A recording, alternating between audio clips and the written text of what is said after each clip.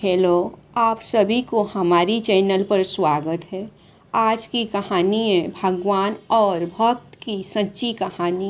ये कहानी आप लोग को ज़रूर सुननी और पढ़नी चाहिए। बहुत ही अच्छी कहानी है। एक बार एक राजा ने भगवान कृष्ण का मंदिर बनवाया और उसमें पूजा पाठ करने के लिए एक पुजारी को लगा दिया। पुजारी जी बड़े प्रेम भाव से भगवान की सेवा करने लगे। भगवान की पूजा पाठ और सेवा करते हुए पुजारी की उम्र बीत गई। राजा रोज वहाँ दर्शन के लिए आता था, लेकिन इससे पहले वह अपने सेवक के साथ एक फूलों की माला भेजता था, जिसे वह पुजारी भगवान को पहनाता। और जब राजा दर्शन को आते तो आशीर्वाद स्वरूप भगवान के गले से उतारकर राजा को पहना देता। रोज का यही नियम था। एक दिन राजा किसी कारणवश मंदिर नहीं जा सका। उसने सेवक के हाथ माला भिजवाई और पुजारी को संदेशा भिजवाया राजा कि राजा आज मंदिर नहीं आ पाएंगे। सेवक माला देकर और संदेशा कहकर चला गया। पुजारी ने भगवान को माला पहना दी। थोड़ी देर बाद पुजारी का मन में विचार आया कि मुझे भगवान की सेवा करते हुए आज उम्र बीत गई, लेकिन मैंने आज तक यह माला नहीं पहनी है। सांसों का क्या भरोसा कब रूठ जाए।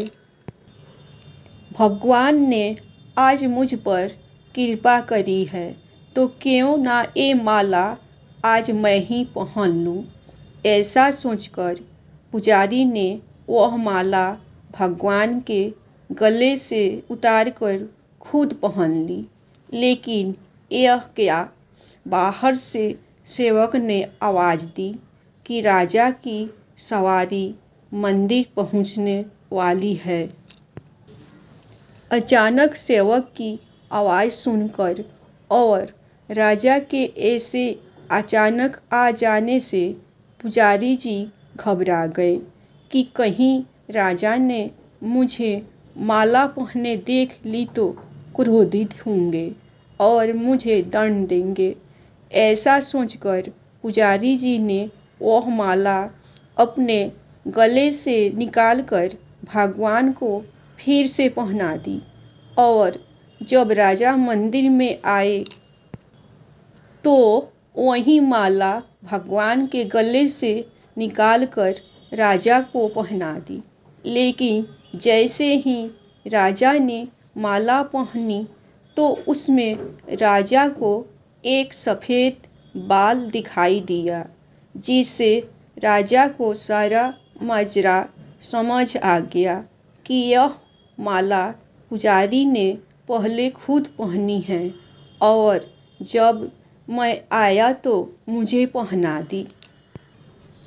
पुजारी ने छल किया है, यह सोचकर राजा को गुस्सा आया। राजा ने पुजारी से पूछा कि ये सफ़ेद बाल किसका है, चूँकि पुजारी जी भी बूढ़े हो गए थे और उनके बाल भी सफ़ेद थे। पुजारी ने सोचा कि अगर मैंने मेरा नाम लिया तो राजा मुझे अवश्य दंड देगा। अतः पुजारी ने कहा कि ये तो भगवान का बाल है। इस पर राजा को बहुत गुस्सा आया कि पुजारी झूठ पर झूठ बोल रहा है। भला कब से मूर्तियों के बाल सफ़ेद होने लगे। इस पर राजा ने पुजारी से कहा कि कल मैं श्रृंगार के समय आऊँगा और देखूँगा कि भगवान के बाल काले हैं या सफ़ेद। अगर भगवान के बाल काले निकले तो पुजारी तुझे इस पाप के लिए मृत्यु दंड दिया जाएगा। राजा हुक्म सुनाकर चला गया। राजा के जाते ही पुजारी भगवान के सामने रोने लगा और विनती करने लगा कि प्रभु, मैं जानता हूँ कि मैंने आपके सामने झूठ बोलने का अपराध किया। अपने गले में डाली हुई माला मैंने पुनः आपको पहना दी। आपकी सेवा करते करते बूढ़ा हो गया। ये छोटी सी लालसा थी कि आपको चढ़ी हुई माला पहनूं। इसी लोभ लालसा में यह अपराध हुआ। मेरे प्रभु, पहली बार यह लोभ हुआ और विपत्ति आ पड़ी।